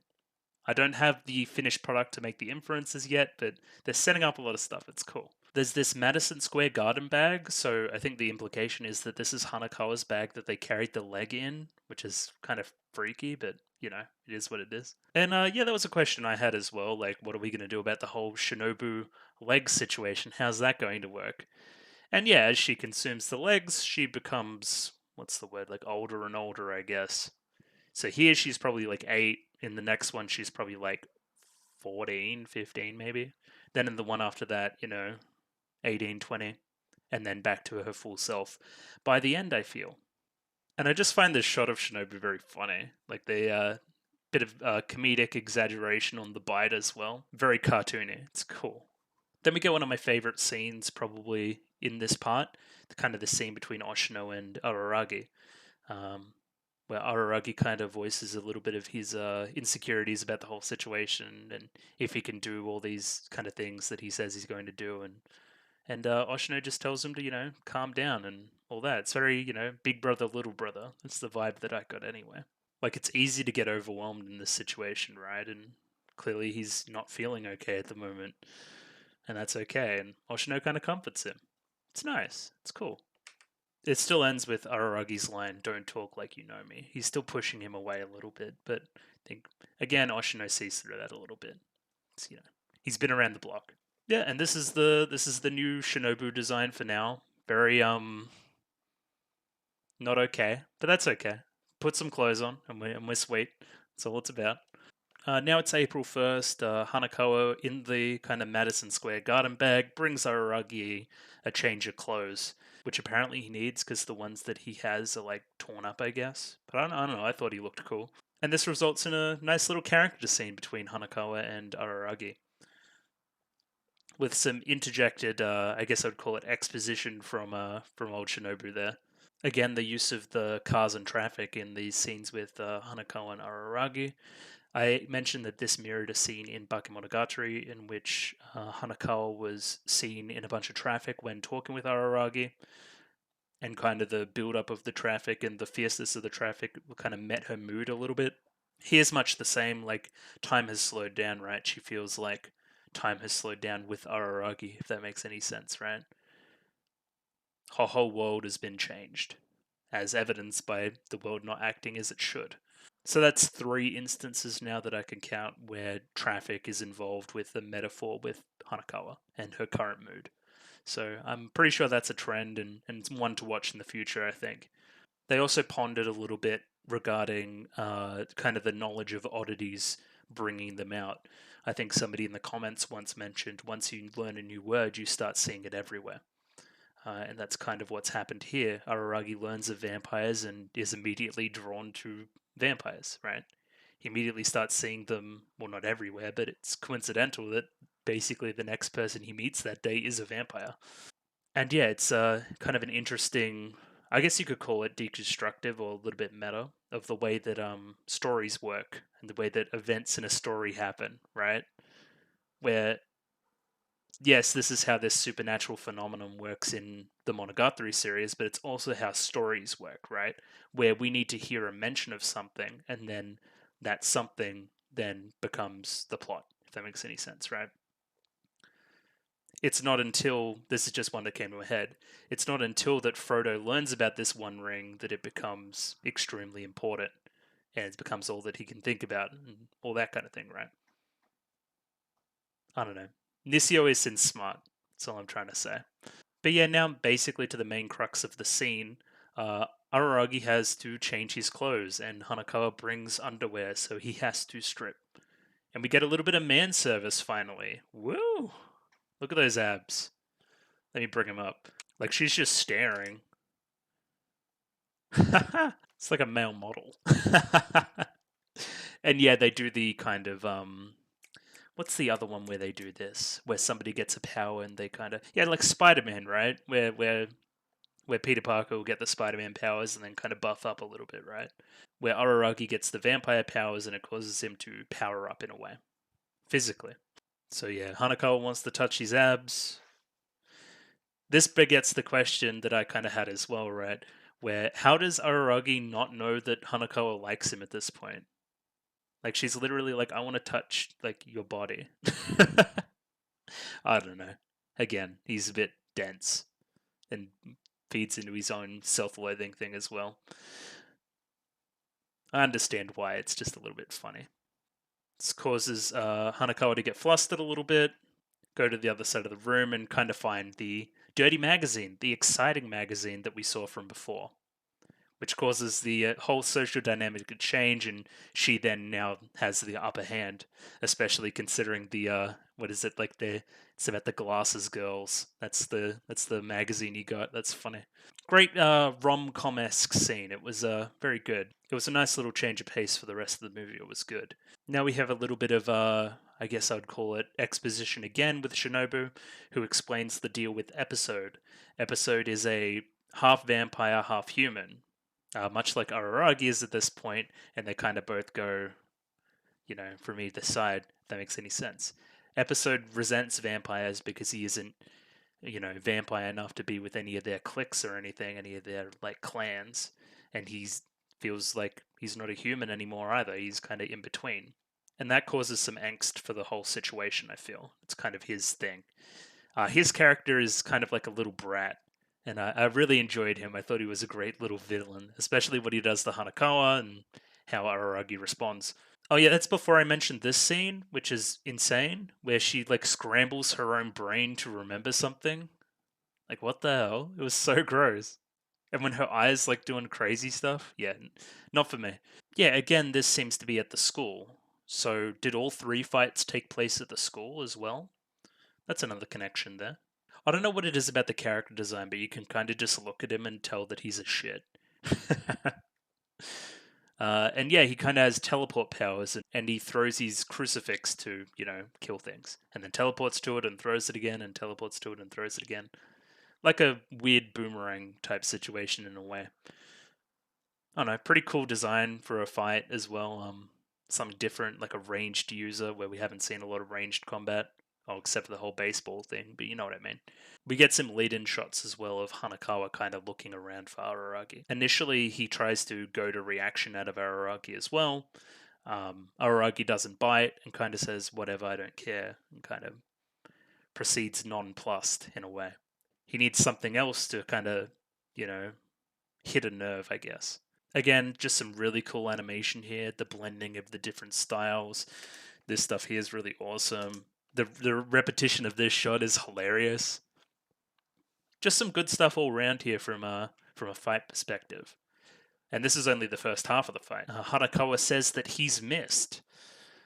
This causes a reaction out of Episode, who throws his crucifix and mortally wounds Hanakawa. Like, her intestines are like everywhere. And it's kind of tragic watching Araragi kind of place the intestines back in. Great little shock for a minute until I remembered, oh yeah, she can't die. Obviously, she can't die. So I thought Meme was going to save the day, but in the end, Araragi kind of did it himself in a way. And this is what causes Araragi to break in the way that he kind of predicted, right? The friend that he made died. It was a weakness and made him less human. Interesting. Food for thought anyway. Yeah, when he dodges that cross the first time and has this look in his eye, you're like, oh yeah, he's about to fuck shit up. Araragi kind of figures out the meaning and what Hanakawa was saying before she died.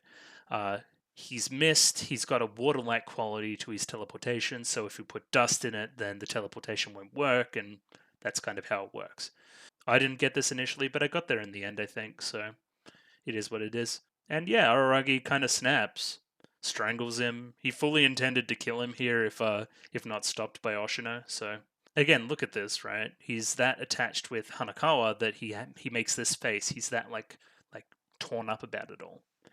And the thing is, here's the problem: we've had one scene with Hanakawa and Araragi between where they became friends and now, where that is just a little bit quick for this kind of story, I think. And again, they're telling a much larger narrative, and this stuff really doesn't matter by the end. But again, just a little bit quick. Like again, Araragi's super torn up about this, right? To the point where he offers 3 million more yen to Oshino Meme. Again, don't get Araragi in as a negotiator. He increased the price for himself. And all Oshino did was just tell him something that he probably would have thought of if he calmed down. And I think, because Nishio-san knows what he's doing, right? I'm just wondering if this is a pacing issue or something purposeful by him. If it's a pacing issue brought on by the animation department or the people producing it, Studio Shaft, or it's something that he's purposely done to kind of subvert narrative in a way. But yeah, unknown up to this point.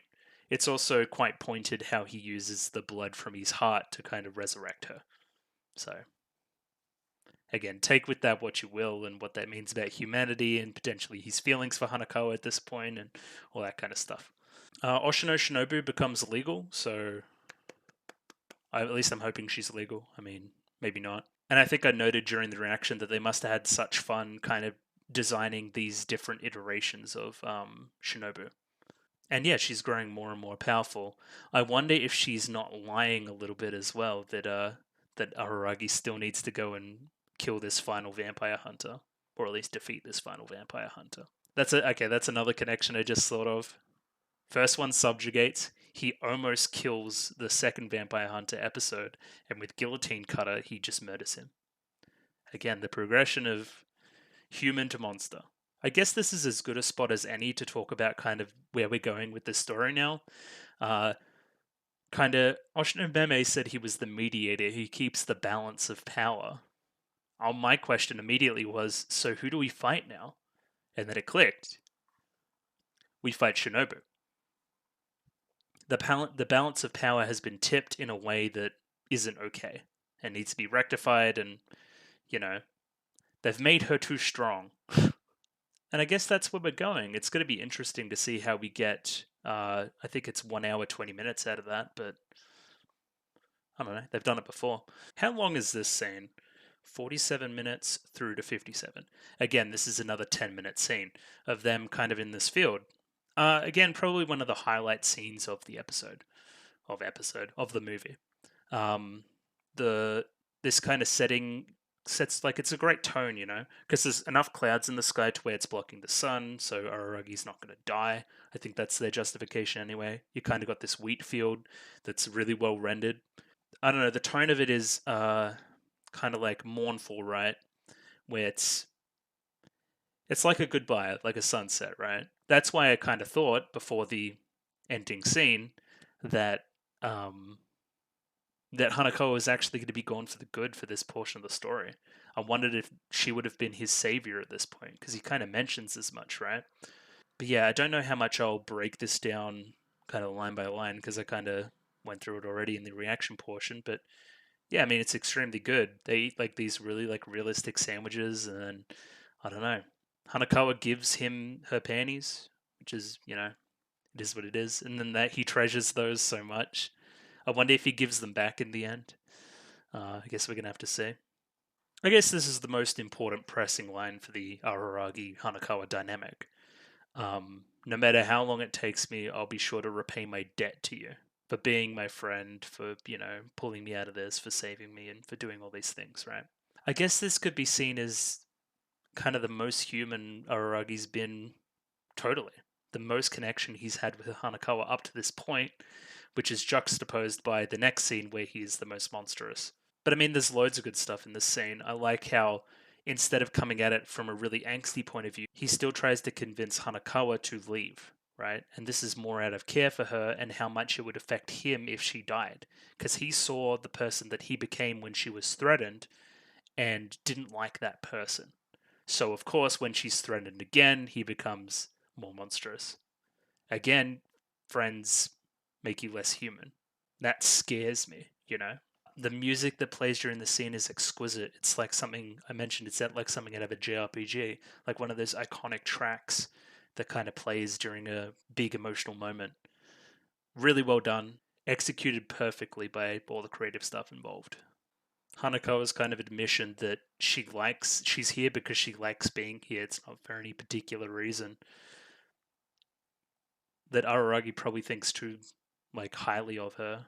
She's too stubborn and what's the other word? Yeah, selfish. Stubborn and selfish, she describes herself as.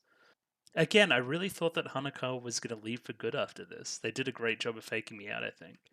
This is definitely coming back. Wait for me. When this term starts at school, wait for me. I'm honestly looking forward to chatting with you again. And then she does the beep beep thing. Oh, you almost hit my heart. He hit your heart long ago. From this day forward, repaying my debt to you is my reason to live. Hanakawa was my savior. It'll be interesting when we get more context regarding Araragi's kind of self-doubt issues, self-esteem issues, and how this comes into it a little bit. And how he still interprets that to this day. How he'd still do anything for Hanakawa. As we see in Bakemonogatari, he drops everything as soon as Hanakawa's in trouble. So obviously he means this. And yeah, I thought that they separated for good here, but that, however, was not the case. Oshinomeme enters the room. He's seemingly out of breath. The first time I've ever seen Oshinomeme flustered, basically ever. He screwed up. Guillotine Cutter has Hanakawa. And yeah, he doesn't get much screen time, but yes, he seems extremely evil. I also think I recognize his voice, but I don't really want to look up a voice list right now. And yeah, just by being human, he is clearly the most evil, very evil, cartoonishly so. Where to the point where he evilly laughs, like here, right? He is very, very evil. He's the most evil out of the three. And that kind of breaks Araragi. Araragi heeds the advice of Oshinomeme. Araragi has to stop being human, give up his humanity. As soon as he does, it unlocks his powers to a great degree. He's got kind of these tentacle powers going on that grow into a tree, much like the tree at the top of the abandoned cram school. I wonder if there's something there as well. But this tree is full of leaves, but still it's quite ominous. There's also the scene where I'm guessing, rushes to this point where he's running through traffic, knocking cars over for, comedic effect. But it's to demonstrate how fast he's going. He's moving at the speed of light. He's something that isn't like it used to be. There's been a significant change due to Hanakawa. He's become less human. His friendship with Hanakawa. And this was a fantastic climactic sequence for this part of the story. It ends, we've crucified old Guillotine Cutter, which again, it's a little bit loaded with the old Christian imagery. If you crucify someone, you're generally the bad guy. Yeah, if we believe biblical stories and that kind of thing as a structure. I am a monster. And yeah, that's kind of where we leave off. There's also an inexplicable, like, 20 seconds of a blank screen here, which is kind of funny, before the credits start up. The song that they play here, it reminded me a little bit of Flaming to the Moon from, Evangelion. Just kind of in the song structure and where it's placed after a pretty dramatic ending. So often in Evangelion, you'll get the end of a part of a story, which is quite heartbreaking, and then it'll cut to Flaming to the Moon. And it felt kind of the same way here. Again, this very classy, song in a foreign language, juxtaposed with the most monstrous Aragi's ever felt. Cool stuff.